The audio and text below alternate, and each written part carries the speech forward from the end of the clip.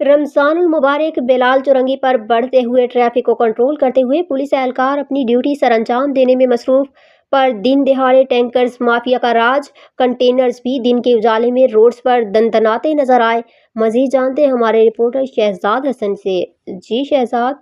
मेरा नाम है शहजाद हसन और आप देख रहे हैं K92 न्यूज़। और हम इस वक्त मौजूद है बेलाल चौरंगी पर और पुलिस ट्रैफिक के एहलकार के साथ हम यहाँ मौजूद हैं।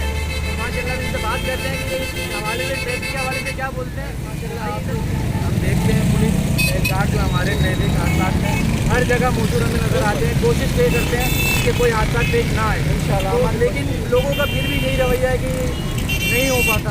इस हवाले से क्या कहेंगे? देखो रमज़ान शरीफ में सब अभी गुस्से निकल रहे हैं, उसको थोड़ा बोलते हमारे तो हावी हो जाते हैं, लेकिन हम गुजर करके उनको ट्रैफिक को रवा दवा रखते हैं।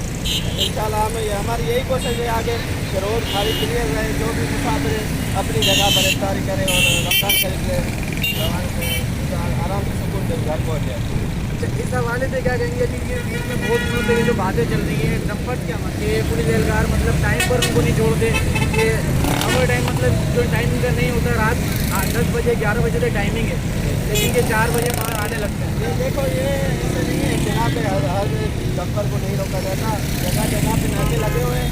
आप देखो जाके नाके लगे हुए, नाके सारे डंपर बड़ी हेवी गाड़ी वहाँ पे मौजूद है, एहलकार आगे मौजूद है, ठीक है ना। तो ये गलत है कि आगे छोड़ रहे आगे छोड़ रहे